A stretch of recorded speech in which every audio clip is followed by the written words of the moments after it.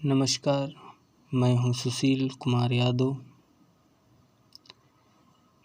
आज हम फिर सामाजिक विज्ञान कक्षा 9। कल हमने इसमें पाठ 1 भारत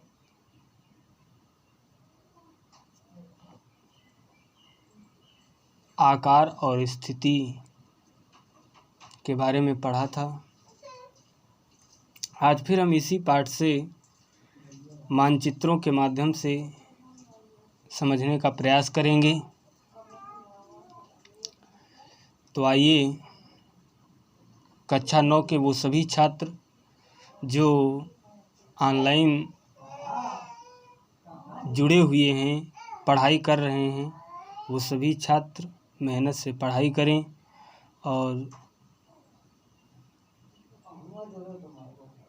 फेयर भी करते रहें जो भी लिखवाया जा रहा है।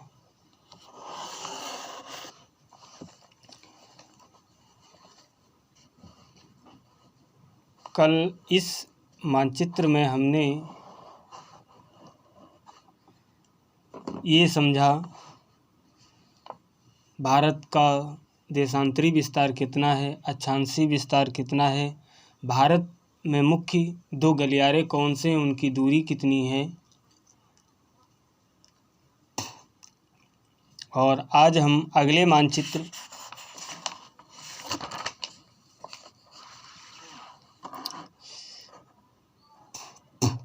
ये आप देख रहे होंगे, ये भारत है अपना।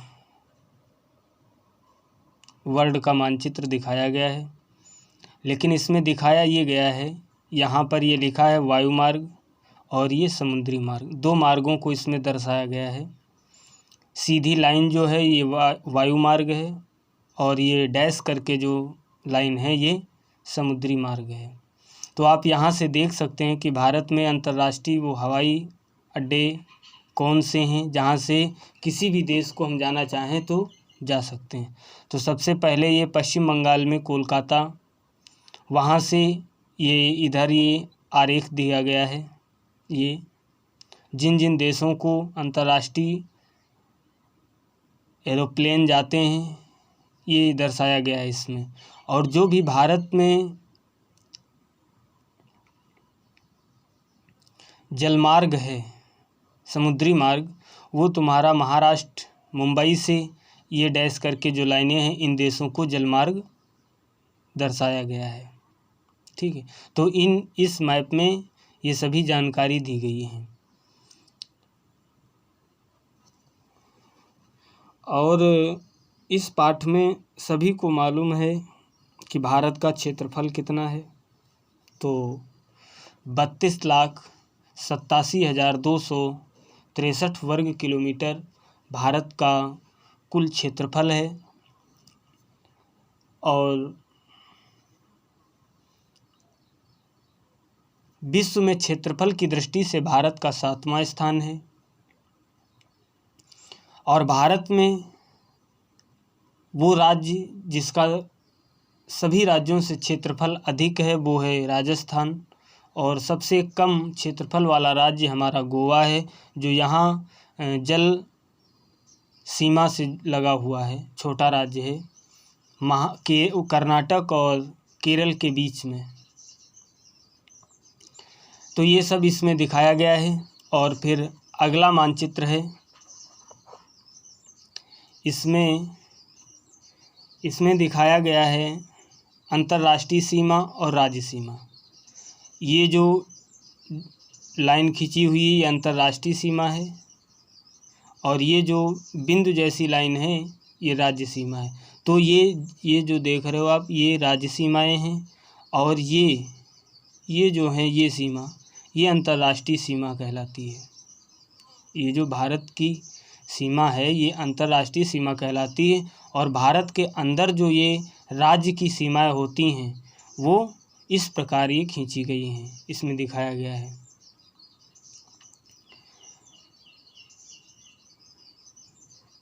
भारत कल हमने बताया था भारत की स्थलीय सीमा की लंबाई कितनी है, तो 15,200 किलोमीटर भारत की स्थलीय सीमा की लंबाई है।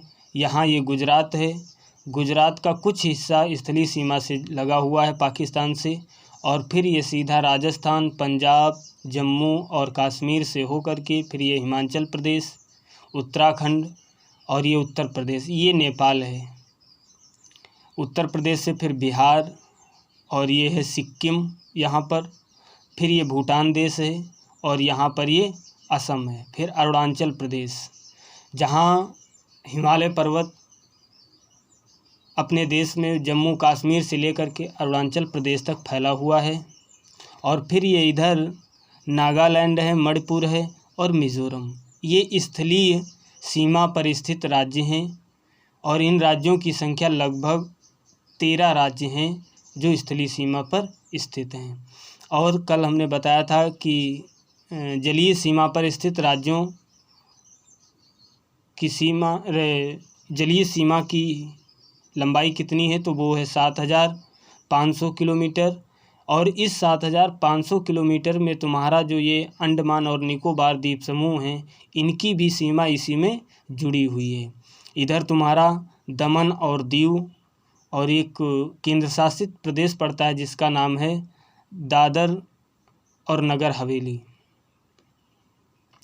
तो जलीय सीमा पर स्थित राज्यों की संख्या 9 है, जिसमें गुजरात, महाराष्ट्र, ये गोवा है, फिर कर्नाटक, केरल, तमिलनाडु, आंध्र प्रदेश, उड़ीसा और पश्चिम बंगाल, ये जलीय सीमा पर स्थित राज्य हैं।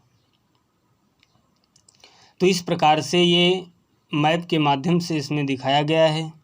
और कल जो हमने बताया था कि भारत का चांसी विस्तार कितना है, देशांतरी विस्तार कितना है और भारत का कुल क्षेत्रफल कितना है, तो इन सभी चीज़ों को आप लोग ध्यान से पढ़ें और याद करें। इससे ये होगा, और ये जितने स्थलीय सीमा पर राज्य स्थित हैं और जलीय सीमा पर जो राज्य स्थित हैं, इन राज्यों के नाम याद होना बहुत अनिवार्य है। ये राज्यों के जब नाम हमें याद होंगे तो हमें जब मैप के बारे में हम पढ़ेंगे तो हमें बहुत अच्छा समझ में आएगा।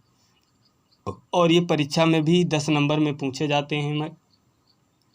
मैप 10 नंबर में पूछा जाता है। एक हिस्ट्री इतिहास से आता है और दूसरा ये भूगोल से आता है। तो इसलिए इन राज्यों के नाम याद करना हमें बहुत ही ज़रूरी है। कल हमने 7-8 प्रश्न दिए थे, उसमें से 2 प्रश्न आज फिर हमने लिखा है, और वो हैं ये। कल यहाँ तक ये 8 प्रश्न हमने दिया था। भारत की मानक यामोत्तर रेखा कितने देशांतर पर स्थित है, तो गुजरात और अरुणाचल प्रदेश के स्थानीय समय में 2 घंटे का अंतर है। अतः 82.5 अक्षांश पूर्वी देशांतर रेखा को भारत की मानक यामोत्तर रेखा माना गया है, जो उत्तर प्रदेश के मिर्ज़ापुर ज़िले से होकर गुजरती है और इलाहाबाद में नैनी नामक स्थान एक पड़ता है, जहाँ से हमारे देश का जो मानक समय है वो लिया गया है।